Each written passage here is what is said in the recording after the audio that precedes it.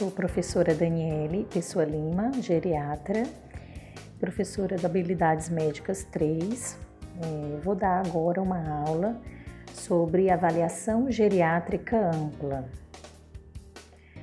Começando por aspectos conceituais e depois eu vou discorrer sobre métodos e instrumentos de avaliação dentro da prática de geriatria. Então, a avaliação funcional do idoso seria um conjunto de dados clínicos, de escalas, para mensurar a capacidade do idoso de executar atividades, tanto de autocuidado como atividades para lidar com circunstâncias do seu meio.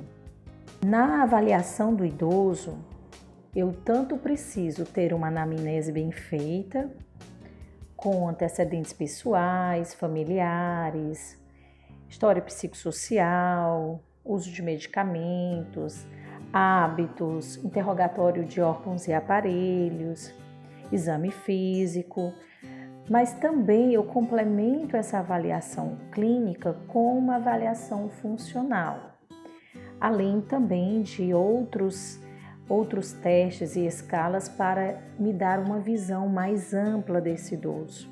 Então, essa é uma particularidade da avaliação geriátrica. Nós utilizamos algumas avaliações a mais da anamnese tradicional para ter uma avaliação mais holística do paciente. Então, elas se complementam. Autonomia e capacidade funcional são distintas. Nós sabemos que, com o envelhecimento, há uma perda funcional. E essa perda é maior no sexo feminino. Então, ao longo dos anos, a probabilidade de haver uma dependência, uma dificuldade para atividades básicas do dia a dia, como tomar banho, alimentar-se e ir ao banheiro, aumenta. Então, nós temos aqui esse gráfico, onde a proporção de idosos do sexo feminino com 60 a 64 anos tem dificuldade nessas 3 atividades. Isso considerando em períodos, né? Nós temos a linha reta, que refere-se ao ano de 2003, e a linha pontilhada, que refere-se a 1998. Considerando em 2003, essa proporção é de cerca de 7%.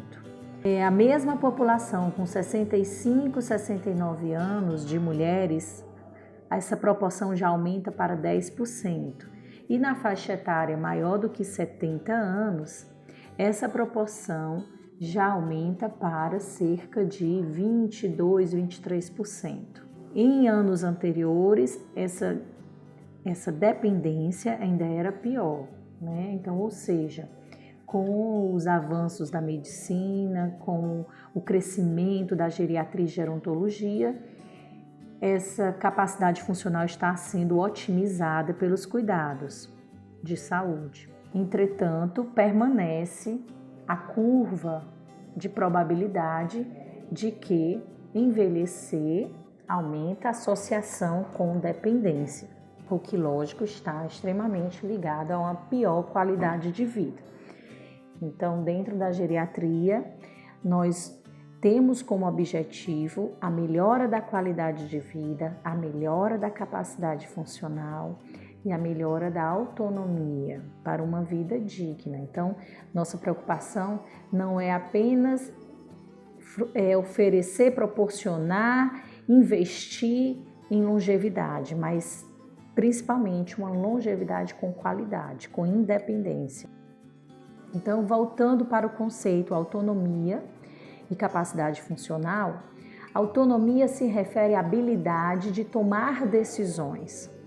Então, a autonomia, ela está associada à capacidade cognitiva, assim como também a capacidade mental, o equilíbrio mental de tomar decisões, tá? Então, quando eu digo que o idoso tem ou não autonomia, eu me refiro a decisões, certo? Então, muitas vezes o geriatra, ele precisa avaliar a autonomia do idoso para determinadas decisões do tipo da vida civil, né? Por exemplo, venda de bens, partilha de uma herança. Então, a autonomia ela é algo extremamente importante que precisa ser avaliado, até mesmo para a proteção desse paciente. Então, a autonomia ela é algo extremamente importante que precisa ser avaliado, até mesmo para a proteção desse paciente. Capacidade funcional é a habilidade de desempenho de atividades do cotidiano, certo? Então, na capacidade funcional, haverá interferência da cognição, lógico, porque se o paciente tem um quadro demencial, ele não será capaz de, por exemplo, fazer as compras no supermercado, de fazer pagamentos, então sua funcionalidade fica também prejudicada por um problema cognitivo. Então, na capacidade funcional interfere a cognição, interfere o estado também mental, de humor, de ansiedade, né? Porque se um paciente está deprimido, ele também pode perder a capacidade resolutiva dele, de função executiva, por conta da depressão. Assim como também a sua capacidade motora. Então, se o paciente tem uma sequela de AVC, a funcionalidade dele vai ser prejudicada por conta de uma sequela motora, de uma dificuldade de movimentação, certo? Então, existem vários fatores que interferem na capacidade funcional. Nós dividimos a capacidade funcional em atividades básicas de vida diária e atividades instrumentais de vida diária. Então, as básicas, elas se referem ao autocuidado e as instrumentais, elas se referem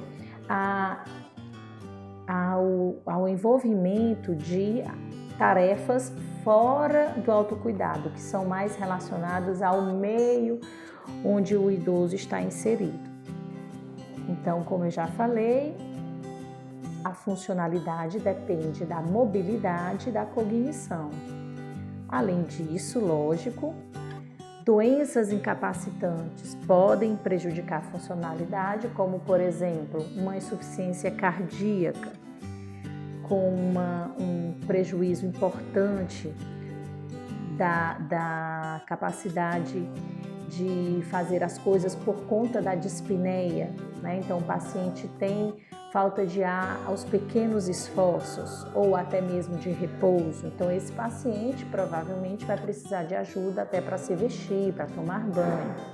Um DPOC grave também, ou ainda uma osteoartrite severa de joelhos, com limitação da amplitude do movimento. Esse paciente pode não ser capaz de deambular, tá? Temos também a influência de estados afetivos, vivências negativas, né? Condições de depressão, como eu comentei anteriormente, ou uma inadequação física do local, né? Então, o paciente precisa de adaptação ambiental por conta de alguma sequela neurológica ou até osteoarticular. Dependendo da adaptação do ambiente, ele possa se tornar mais funcional e dentro de ambientes sem essa adaptação, ele vai se tornar dependente. Pela Agência Nacional de Vigilância Sanitária, existe uma divisão própria de graus de dependência. Essa divisão, ela se refere principalmente na institucionalização. Então, para o regimento e fiscalização de instituições de longa permanência, se faz uma classificação de grau de dependência para poder programar o número de pacientes por cuidador. Então, é lógico que onde há idosos muito dependentes, a necessidade de cuidadores é maior. Então, há essa divisão, grau de dependência 1, grau de dependência 2 e grau de dependência 3.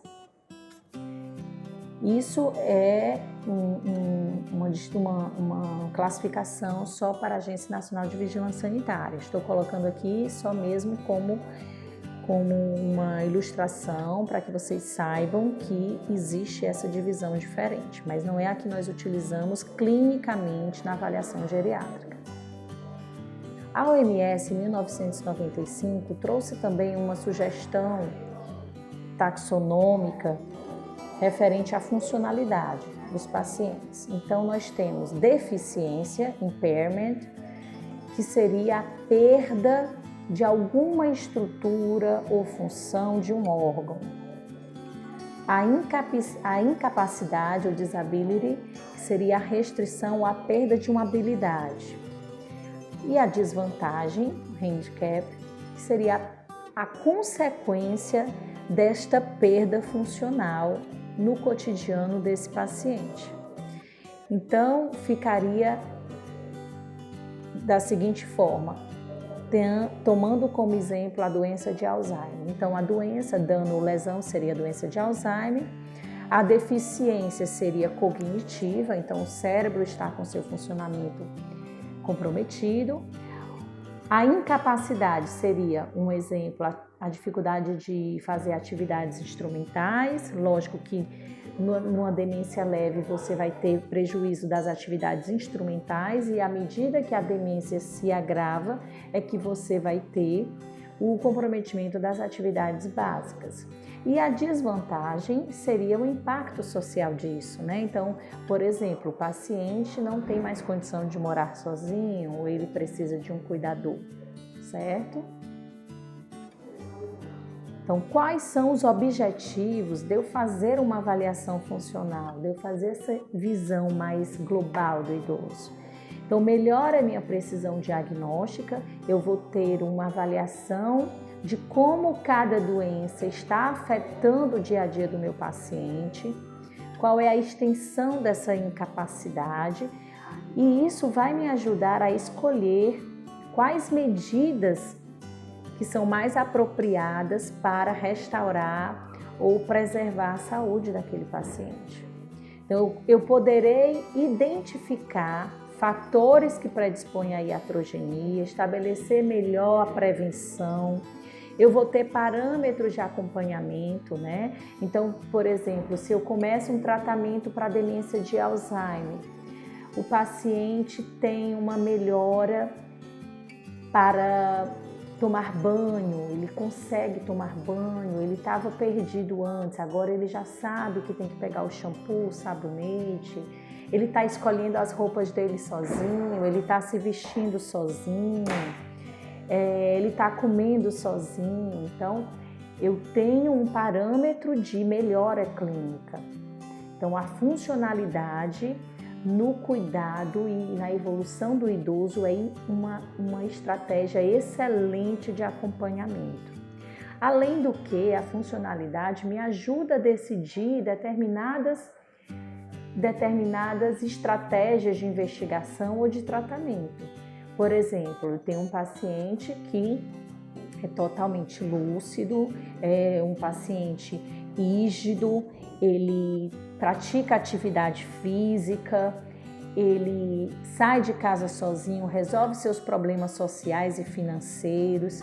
Então, esse é um paciente que tem indicação de exames de screening, dependendo da idade dele. Se ele tiver uma alteração clínica e precisar de uma internação, precisar de uma cirurgia para resolver um quadro de um abdômen, de um cálculo na vesícula biliar, é um paciente que eu sei que vai ter condição de se recuperar no seu pós-operatório.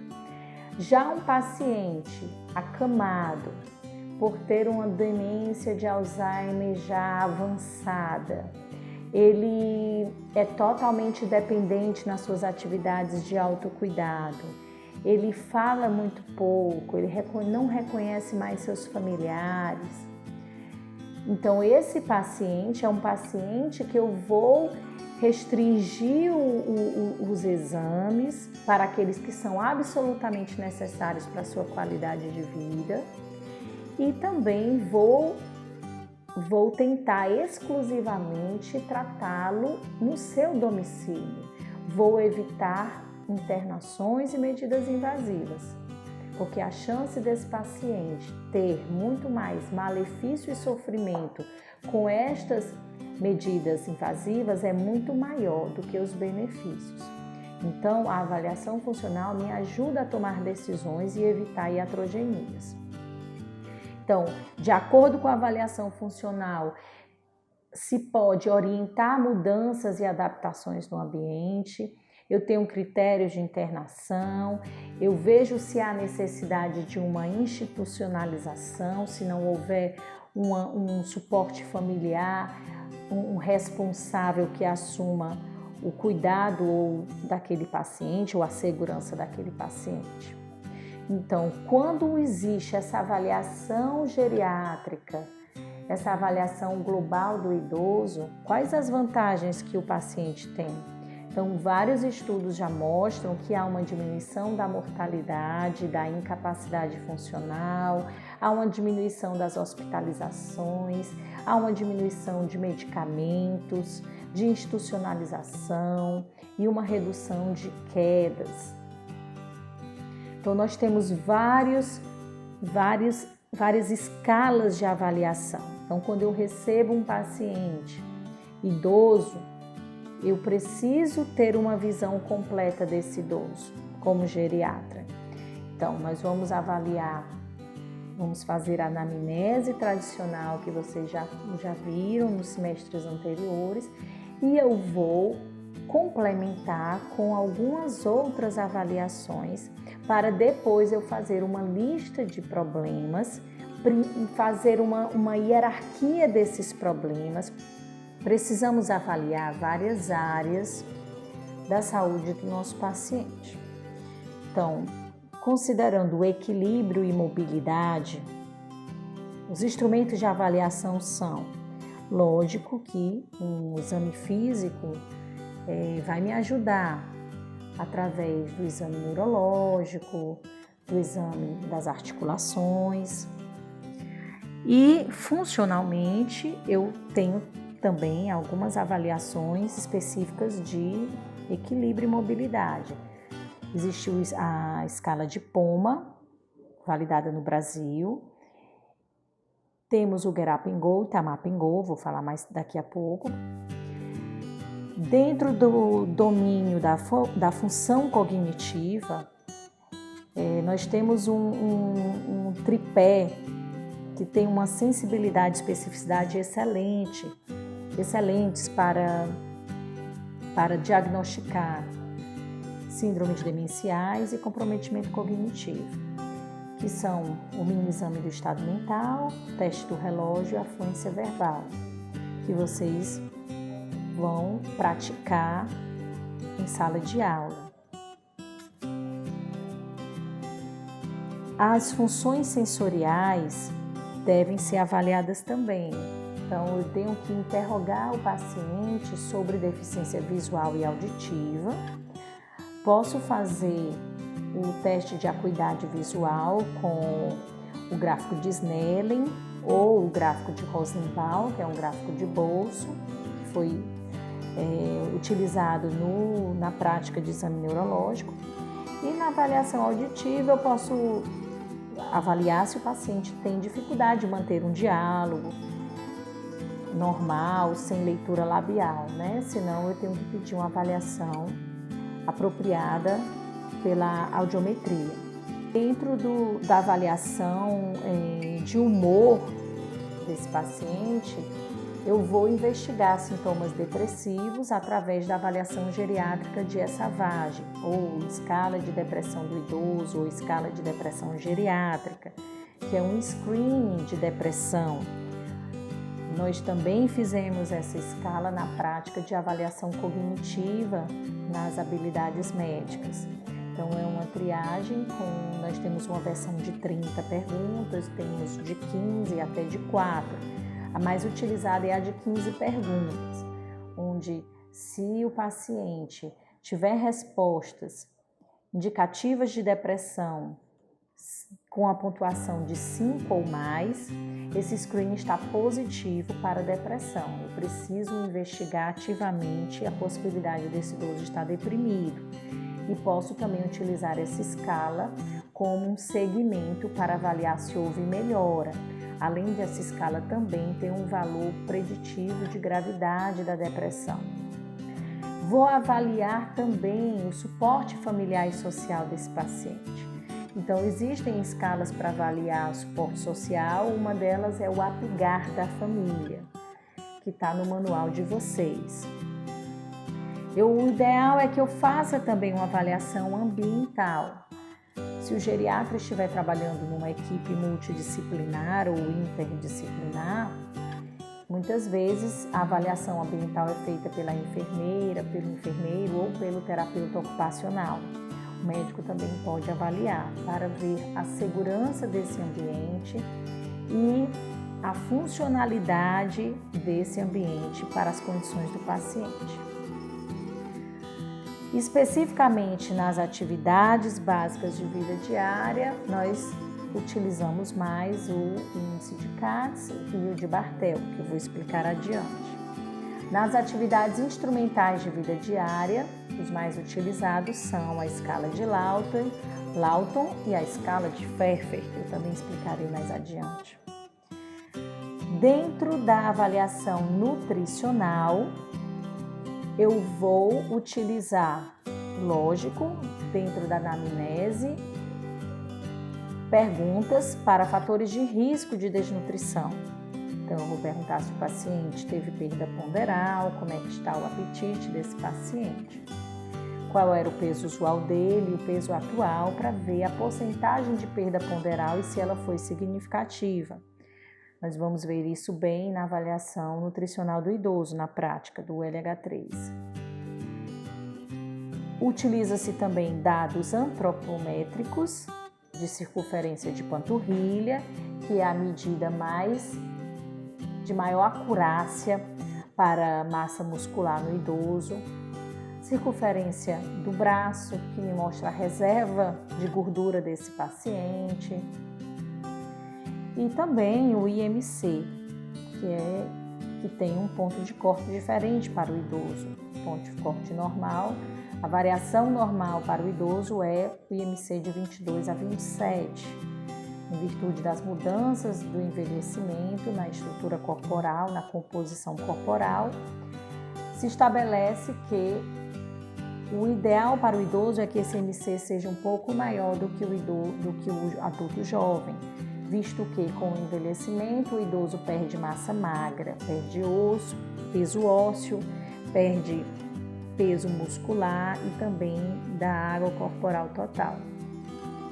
Eu posso utilizar algumas escalas também para avaliar risco de desnutrição ou desnutrição em si. Existe a minha avaliação de Gigós ou minha avaliação nutricional, que é a mais utilizada e validada para os idosos aqui no Brasil. Existe também a avaliação subjetiva global e dados laboratoriais também complementam minha avaliação.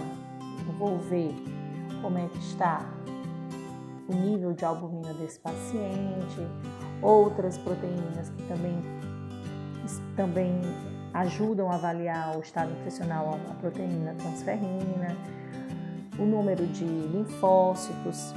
São outras medidas que me mostram, deficiências nutricionais, que me mostram como é que está o estado nutricional desse paciente. Aqui nós vamos utilizar na habilidades médicas, a minha avaliação nutricional. Ela tem uma triagem e se na triagem a pontuação for de risco para desnutrição, eu prossigo as perguntas e no final vou ter uma pontuação que vai me indicar se o paciente está nutrido, se o paciente está em risco de desnutrição ou desnutrido. Então, vamos agora explicar um pouco dos instrumentos de avaliação mais importantes. Então, essa avaliação funcional, ela pode ser por autorrelato, pode ser através da avaliação direta, o paciente está internado ou institucionalizado, o próprio médico pode ver como é que esse paciente executa suas tarefas do cotidiano, ou então perguntar para algum cuidador.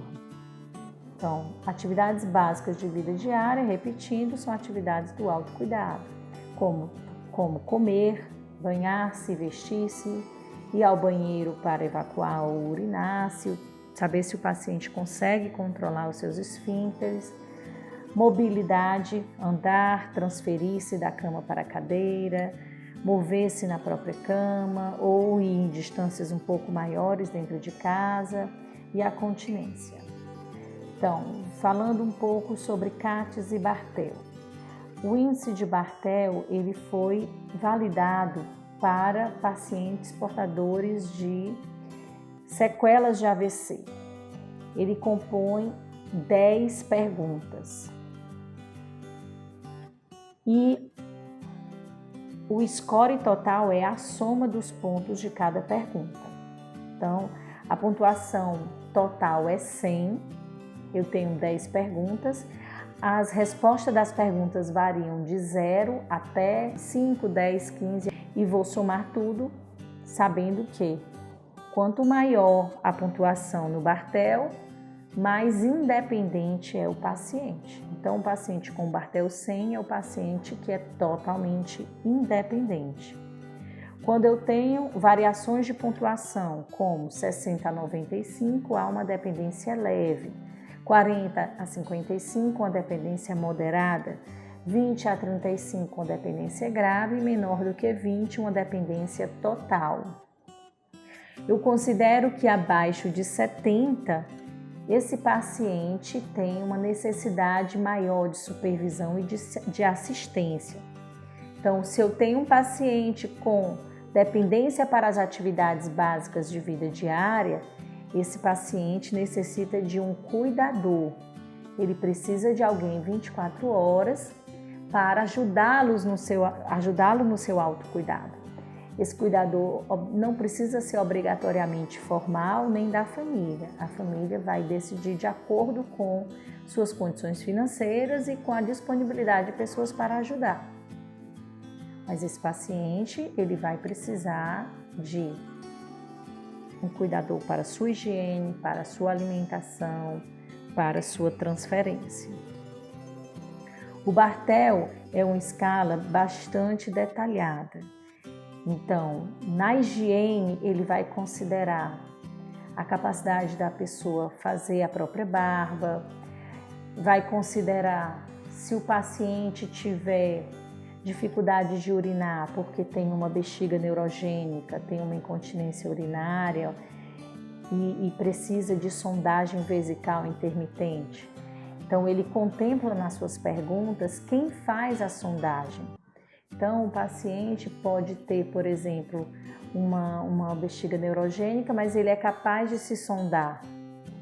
Então, ele não é dependente na micção. Pode ser que ele tenha uma constipação importante e precise fazer o flight enema. Se ele faz sozinho, ele é independente.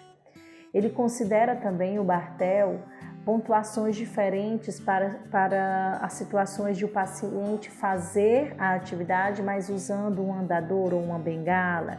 Então, ele detalha essas possibilidades.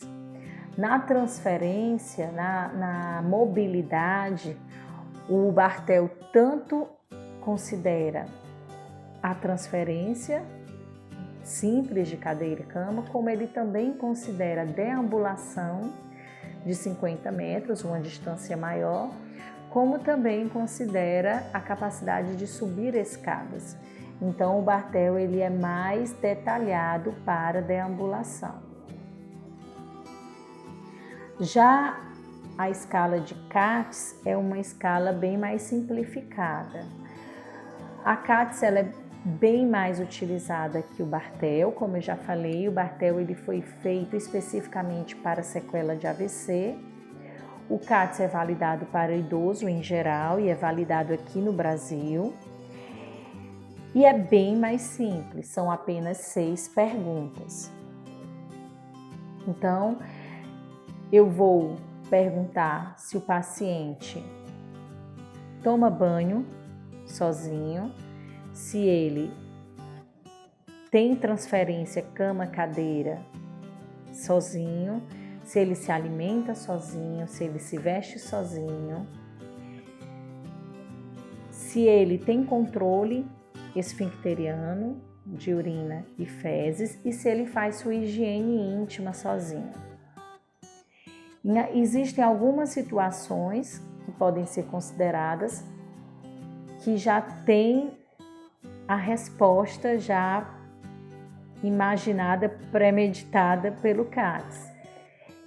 Como, por exemplo, o paciente toma banho sozinho, mas precisa de ajuda para lavar as costas. Nessa situação, o paciente é considerado independente para essa função. O fato dele precisar de ajuda para as costas não tira a independência dele. Então, essa é a situação do banho. A situação de comer. Se o paciente precisa de ajuda para cortar a carne ou para passar a manteiga no pão, ele ainda é independente. Então, só ajuda nessa situação não tira a independência dele. O paciente se veste sozinho, mas ele precisa de ajuda para amarrar o cadarço de um tênis. Ele continua independente, isso não tira sua independência. Outra situação é continência. O paciente às vezes perde urina, ocasionalmente.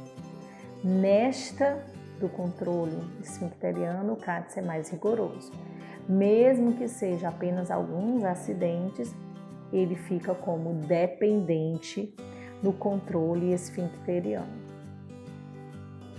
Na escala de CADS, então, eu tenho uma pontuação que varia de 0 a 6. Existem alguns serviços, algumas adaptações e traduções que pontuam as independências, mas a melhor versão de validação é a que pontua as dependências. Então, se eu digo que o paciente tem um CADS 6, significa que o paciente é dependente nas 6 funções. Se eu digo que o CADS é 2, o paciente é dependente em 2 funções. E no caso, como o total é 6, ele é independente em 4 funções. Então, no CADS, quanto maior a pontuação, pior é a capacidade funcional. Diferente do Barthel, onde maior a pontuação, melhor a funcionalidade desse paciente. Tanto o CADS como o Barthel avaliam atividades básicas de vida diária e a importância deles, a implicação social deles é avaliar a necessidade de cuidador. Então, no CADS, por exemplo, se o paciente tiver seu CADS comprometido só pela continência, ele não precisa de cuidador. Eu posso resolver isso de outras formas, inclusive com a fralda. Mas se o paciente tem dificuldade de alimentação, deambulação, banho, ele precisa de cuidador. Atividades instrumentais de vida diária. A capacidade do idoso administrar o ambiente onde ele vive. Então, isso envolve preparar uma refeição, serviço doméstico como cozinhar também, né?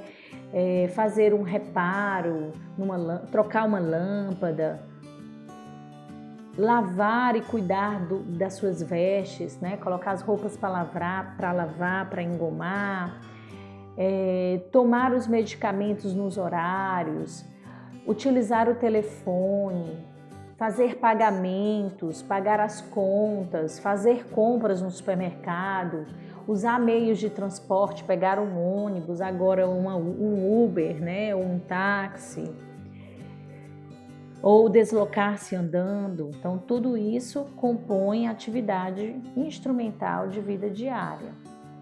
Então, as mais utilizadas são as escalas de Lawton e Pfeffer. A escala de Lawton, ela varia de 0 a 27 pontos. o máximo dela é 27. E quanto maior a pontuação no Lawton, melhor. Então, um paciente com 27 no Lawton quer dizer que ele é totalmente independente nas atividades instrumentais. Cada pergunta do Lawton tem a opção de 3 respostas. Então, eu tenho a possibilidade da resposta C, o paciente é totalmente independente, não precisa de ajuda, que seria 3 pontos. A escala de Lawton, ela varia a sua pontuação de 1 a 27. Nós temos 9 perguntas. Para cada pergunta, eu tenho a opção de 3 respostas, onde o paciente vai responder, ou o seu cuidador, se o paciente faz aquilo sem ajuda, pontuação 3, ou seja, totalmente sozinho, com ajuda parcial, pontuação 2, ou ele não consegue de forma alguma, pontuação 1. Como eu tenho 9 perguntas, se ele não conseguir nenhuma das 9, ele vai receber a pontuação de 1 para as 9 perguntas, ele ficará com pontuação total de 9. Se o paciente fizer todas as atividades sozinho, ele vai receber 3 pontos para todas as perguntas, 9 vezes 3, 27. Então, a pontuação do Lawton varia de 9 a 27, onde quanto maior a pontuação, mais independente é o paciente. As perguntas do Lawton são: o senhor consegue usar o telefone? O senhor consegue ir a locais distantes usando algum transporte sem necessidade de planejamento especiais? O senhor consegue fazer compras? O senhor consegue preparar suas próprias refeições? O senhor consegue arrumar a casa? O senhor consegue fazer trabalhos manuais, domésticos, como pequenos reparos? O senhor consegue lavar e passar sua roupa? O senhor consegue tomar seus medicamentos na dose e horário corretos? O senhor consegue cuidar das suas finanças? Então veja que o Lawton, ele considera atividades que envolvem o meio ambiente. Para cada pergunta dessa, você tem que detalhar se existe algum tipo de ajuda ou interferência de uma terceira pessoa. Então, vamos supor que o paciente toma os medicamentos sozinho, mas o filho tem que deixar o medicamento separado em cima da mesa e ele liga para perguntar se o paciente tomou o remédio. Então, nesse caso, eu não posso considerar que ele é independente para tomar os medicamentos só porque ele coloca o remédio na boca e engole. Então, existe ajuda. Então, cada pergunta dessa é necessário se aprofundar, saber os detalhes, porque as atividades instrumentais de vida diária nos ajudam a fazer o diagnóstico de síndromes demenciais. Então, na avaliação cognitiva do paciente, se eu percebo que existe comprometimento cognitivo e associado a este comprometimento existe repercussão nas atividades instrumentais, eu posso considerar que existe um quadro demencial. Então, é necessário que haja uma conferência detalhada de cada função. Inclusive, se o paciente tiver com uma demência, mas não perceber o problema, que é muito comum na doença de Alzheimer, eu preciso checar essa funcionalidade com pessoas que convivem com o paciente, porque o paciente pode dizer para mim, me responder de uma forma e os familiares retificarem e falarem de outra forma, ok? Então, nós temos 9 perguntas, para cada pergunta eu tenho 3 opções de resposta que variam de 1 a 3. Não existe para Lawton uma pontuação de corte, onde se diga, a partir de tanto o paciente tem muito comprometimento. Então, é uma escala contínua que varia de 9 a 27. mas que tem valor no segmento do paciente, na evolução do paciente. Então, se esse paciente faz uma reabilitação com a terapia ocupacional, com a fisioterapia, com o medicamento, e ele tem uma melhora, ele tem um aumento da pontuação do Lawton, isso significa que o paciente melhorou. Pelo que vocês estão vendo aqui, as atividades instrumentais, elas me ajudam a decidir se o paciente pode morar sozinho. Então, a implicação social da avaliação de atividades instrumentais de vida diária é para que o profissional veja a situação do paciente de sua moradia. Ele pode morar sozinho, ele pode ficar sozinho em casa. Então eu vou ver se ele consegue preparar uma refeição, se ele consegue tomar seus medicamentos, fazer compras, usar o telefone. Então isso me ajuda a ver a segurança desse paciente. Percebam que o Lawton tem algumas perguntas que têm um viés cultural. Por exemplo, na cultura nordestina, principalmente, os homens são criados de forma a não aprenderem, não adquirirem habilidades domésticas como cozinhar, lavar roupa, cuidar da casa, de forma que um idoso pode dizer que ele não sabe preparar uma refeição. Entretanto, ele nunca soube nem nunca aprendeu.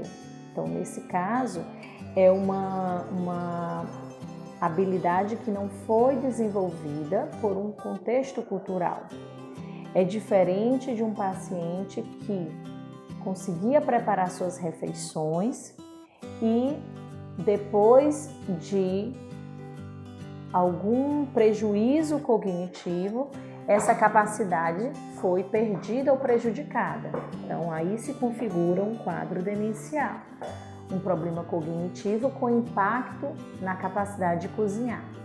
Então, a gente precisa ter cuidado com essas questões culturais.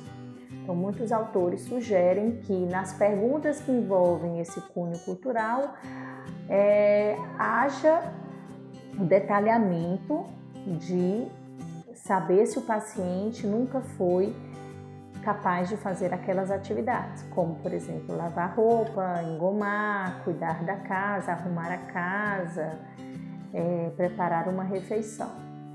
Então, pode-se substituir por outras atividades que antes eram executadas, como, por exemplo, jardinagem, colocar um prego na parede, colocar um quadro, fazer um reparo numa torneira, numa descarga que quebrou.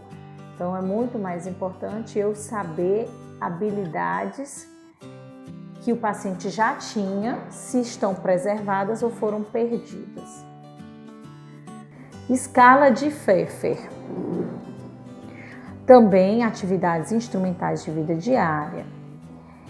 A escala de Pfeffer, ela tem algumas peculiaridades que a diferenciam da escala de Lawton. A escala de Pfeffer, ela tem algumas versões de 10 perguntas e existe também uma versão mais atualizada, mais nova, de 11 perguntas. O que tem de diferente na escala de Pfeffer? Eu vou citar 3 diferenças. Primeira diferença, a escala de Pfeffer, ela foi validada para ser aplicada para o familiar ou cuidador que convive com aquele idoso. Então, a pergunta ela já se encontra na terceira pessoa. Ele é capaz. Então, essa é a primeira diferença. É uma escala validada para ser aplicada com a pessoa que convive e conhece aquele idoso. Então, não é o idoso que vai responder. Segunda diferença do Pfeffer para o Lawton. Existe a opção do cuidador ou familiar ter que inferir a capacidade do idoso. Vamos dar um exemplo. O seu pai é capaz de fazer compras no supermercado? O filho pode dizer: não, doutora, nós não permitimos que meu pai faça mais compras, está muito perigoso. Nós fazemos as compras para ele. Então eu fico impossibilitada de saber se ele é capaz ou não. Porém, na escala de Pfeffer, existe a opção de resposta: olha, ele não faz, nunca fez, mas... Então o cuidador vai me dizer, na opinião dele, de convívio com aquele idoso, pelo que ele conhece, percebe as habilidades daquele idoso, ele vai me dizer: você acha que ele seria capaz de fazer essa atividade? Então isso me ajuda e é validado para eu dizer se esse idoso é capaz ou não. Então eu tenho a opção: sim, ele é capaz, nunca o fez, mas poderia fazer. Nunca o fez, e teria dificuldade agora. Ele faz, mas com dificuldade, ele necessita de ajuda ou ele não é capaz. Então, as variações do Pfeffer, elas variam de 0 a 3, as respostas. Porém, aqui é o contrário do Lawton. Quanto menor, melhor. Então, o 0, a resposta 0 é que o paciente é capaz. Se o paciente faz, mas tem dificuldade, a resposta a pontuação é 1.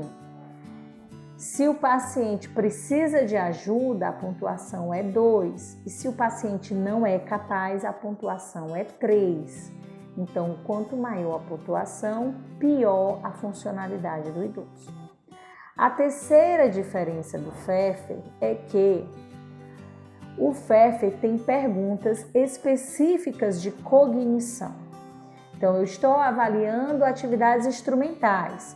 O Pfeffer, assim como o Lawton, eles têm a pergunta sobre cuidar do próprio dinheiro, fazer compras, preparar uma refeição, sair de casa e se localizar. Mas ele tem algumas perguntas que são bem específicas de capacidade cognitiva. Por exemplo, ele é capaz de se manter a par dos conhecimentos, dos acontecimentos, do que se passa na vizinhança? Então aqui eu não estou perguntando se o paciente é curioso, se ele gosta de fofoca. Não, aqui eu estou perguntando se ele, quando é informado de um acontecimento, de alguma novidade, ele se lembra, ou ele pergunta a mesma coisa várias vezes, ou ele esquece que já falou e fala de novo, né? Então ele se mantém a par dos acontecimentos. Na família alguém casou, alguém morreu, alguém teve filho, alguém se formou. Ele é atualizado nesses assuntos. Outra pergunta: ele é capaz de prestar atenção, entender e discutir um programa de rádio ou de televisão ou um artigo do jornal? Então essa pergunta é específica de cognição. Ele é capaz de se lembrar dos compromissos, dos acontecimentos familiares? Ele é capaz de sair pela vizinhança e encontrar o caminho de volta para casa? Então, o Pfeffer, ele é excelente para dar o diagnóstico de demência. Então, eu associando o Pfeffer com minha avaliação cognitiva, o Mini-Mental, o relógio e o teste de fluência verbal, eu tenho bastante sensibilidade e especificidade para dizer se esse paciente tem um quadro demencial, ok? Então, escala de Pfeffer, quanto maior a pontuação, pior.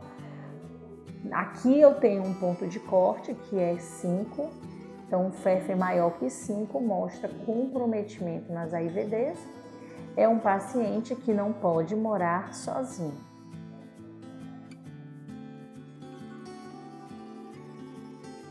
Então, menor do que 6 seria a pontuação normal no Pfeffer. E a partir de 6 eu tenho um comprometimento.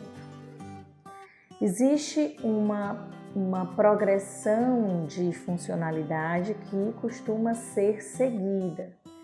Então, por exemplo, o paciente num quadro demencial, ele vai ter suas perdas cognitivas dentro de uma hierarquia de complexidade.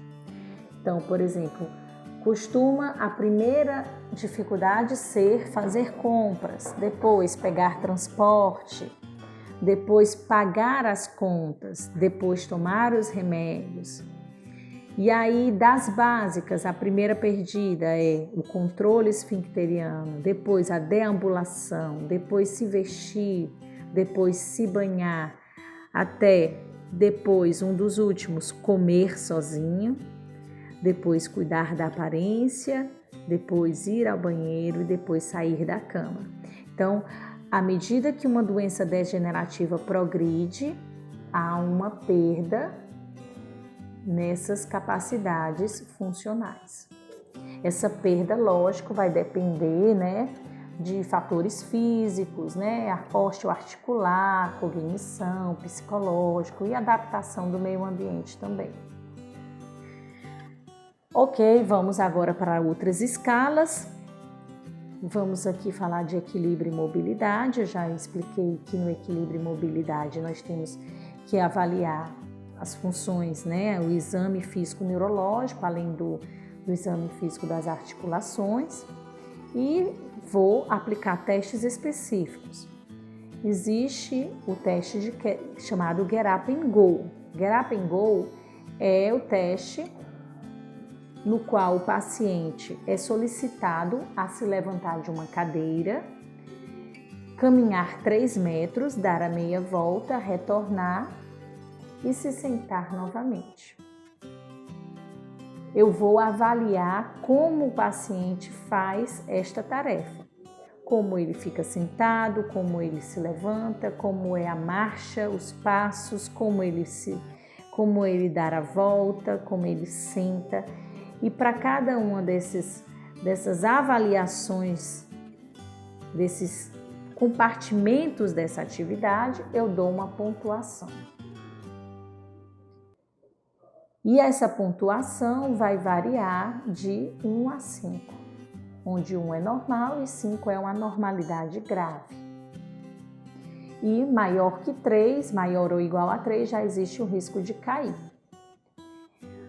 Viu-se posteriormente que se eu cronometrar essa atividade, eu também tenho significado clínico.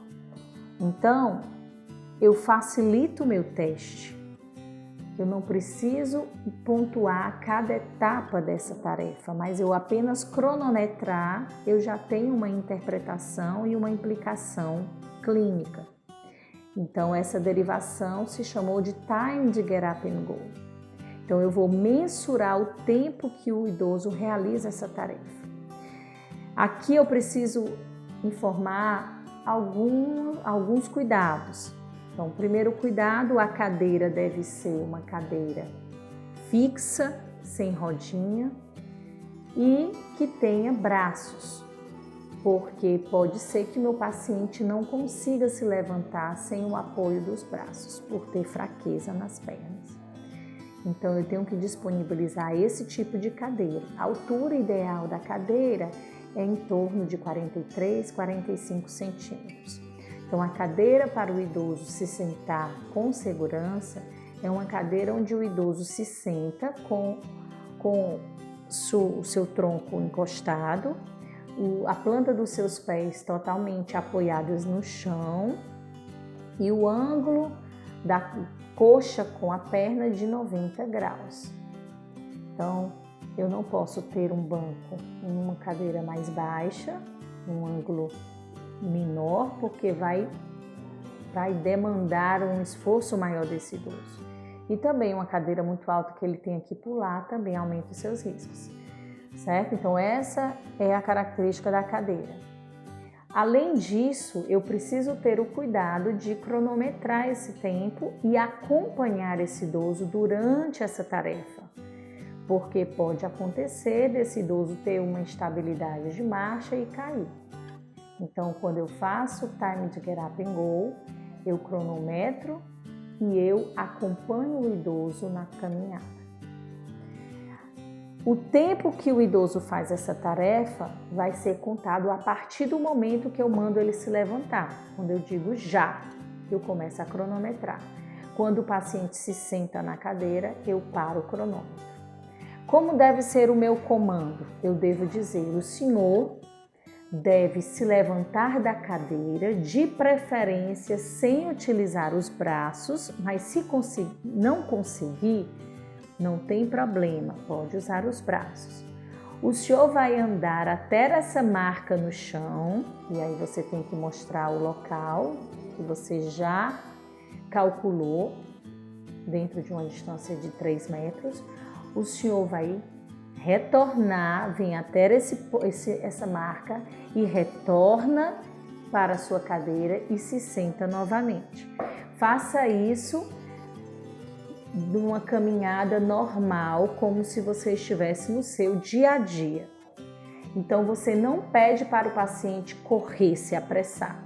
Você vai ver a marcha usual dele, a velocidade de marcha usual dele.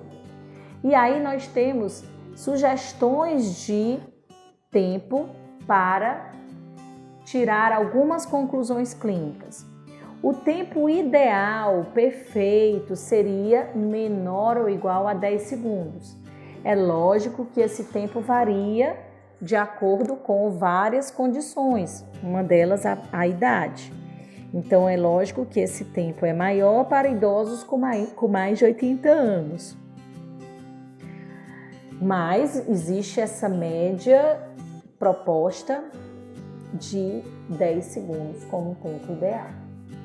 Se o idoso faz essa caminhada dentro de um tempo de 10 a 20 segundos, eu posso dizer que esse idoso é independente nas atividades básicas de vida diária. Porém, eu preciso complementar o exame dele para avaliar risco de queda. Pode ser que exista um risco de queda.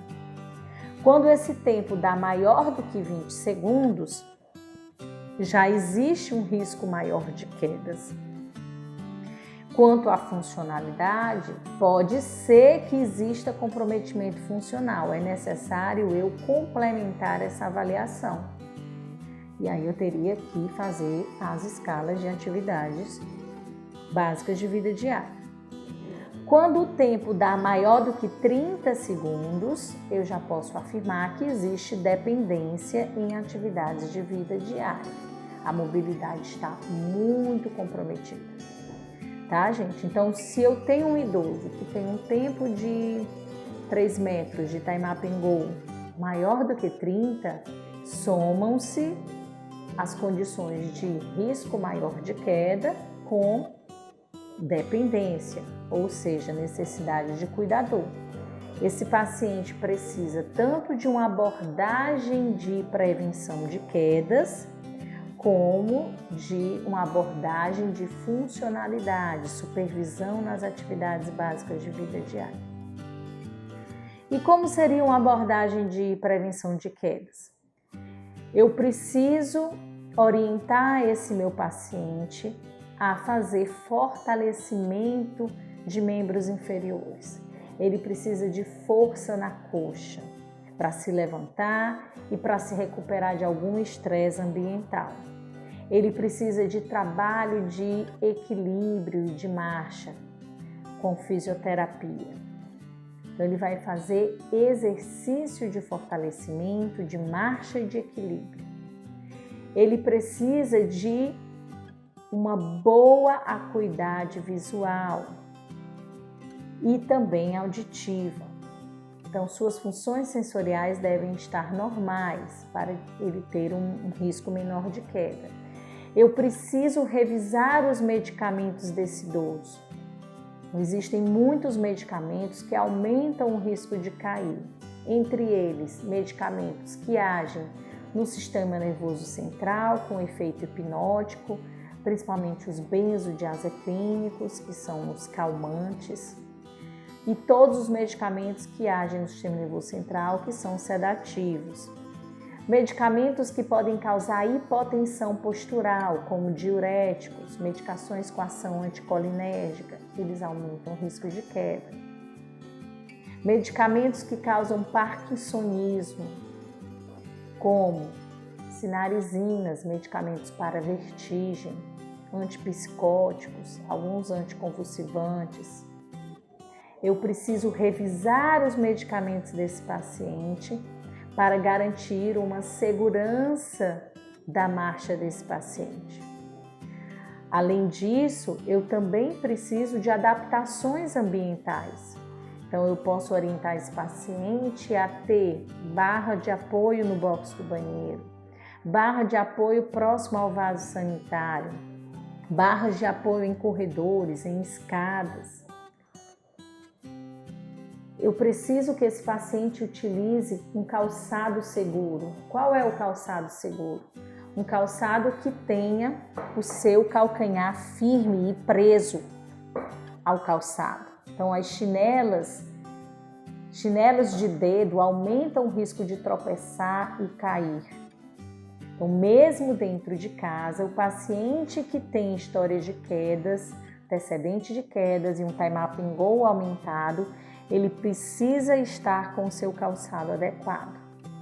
No box do banheiro é necessário um tapete antiderrapante ou um piso antiderrapante, porque o paciente vai se banhar, vai usar shampoo, sabonete e o piso vai ficar escorregadio. Então, neste local é necessário o tapete antiderrapante. Em outros cômodos da casa, o ideal é não haver tapete, porque o tapete pode ser o motivo do tropeço.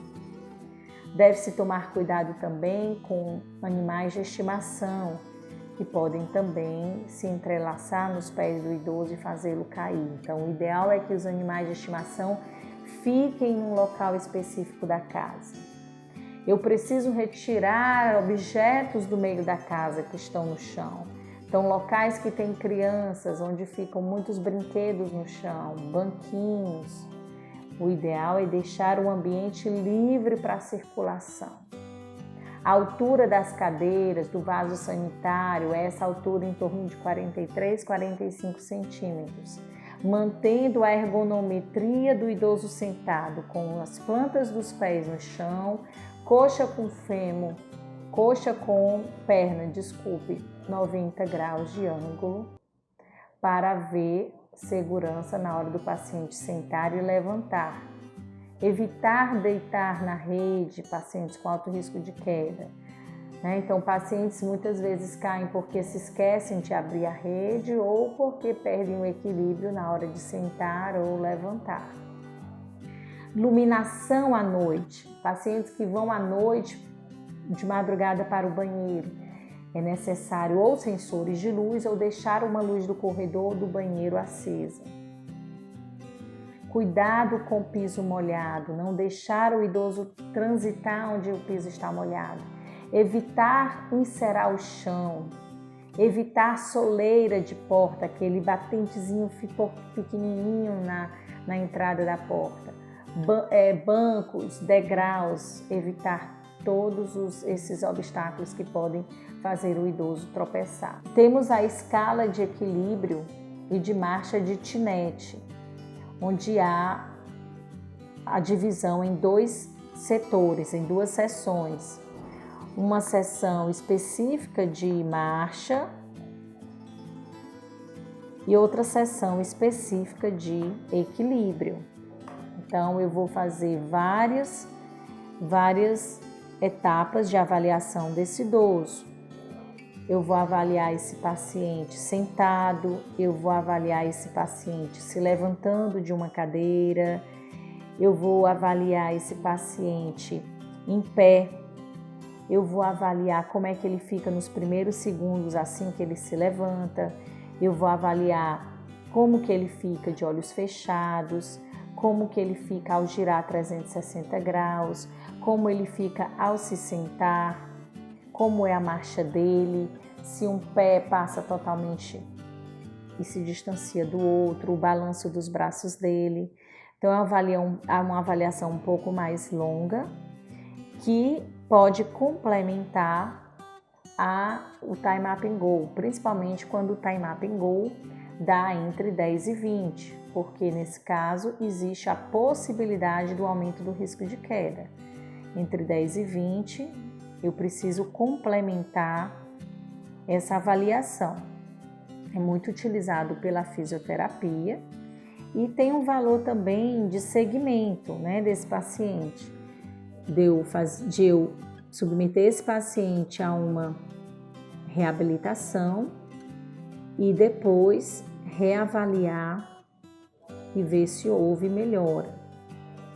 Então, esse paciente, ele vai ter uma soma dessa pontuação, da parte de equilíbrio, da parte de marcha, para eu fazer um score total.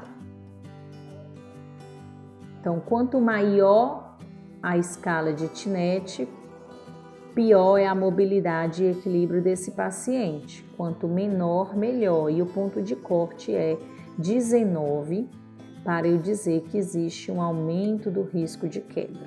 Avaliação do suporte familiar. Existe o APGAR da família. Eu posso fazer algumas perguntas para o paciente e dar uma nota para esse cuidado, esse suporte familiar.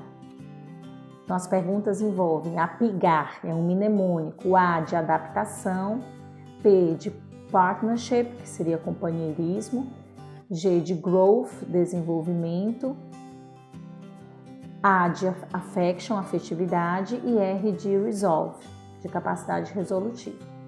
E aí eu dou uma pontuação para esse paciente que vai variar de 0 a 10. Então, se eu tenho uma pontuação de 0 a 4, tenho uma elevada disfunção familiar, ou seja, o suporte está inadequado. Se a pontuação for de 5 a 6, eu tenho uma moderada disfunção, e se for de 7 a 10, eu tenho uma boa funcionalidade familiar. Eu vou avaliar o ambiente e vou verificar a segurança desse paciente, como é o piso, se tem muitos obstáculos, se tem degraus, se tem portas de vidro, que o ideal é que sejam sinalizadas. As alavancas da porta, o ideal é que elas sejam, as maçanetas, das portas, o ideal é que elas sejam em alavanca.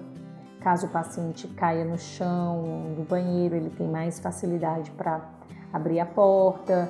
Se há luminárias perto da cama do paciente, para ele acender a luz, se ele for se levantar para ir ao banheiro, a altura do vaso sanitário, do sofá, dos vasos, se os utensílios de cozinha estão à altura do elevar das mãos, né? Os pacientes idosos devem evitar se levantar, subir em cima de bancos ou de escadas, porque o risco de fratura é bem maior.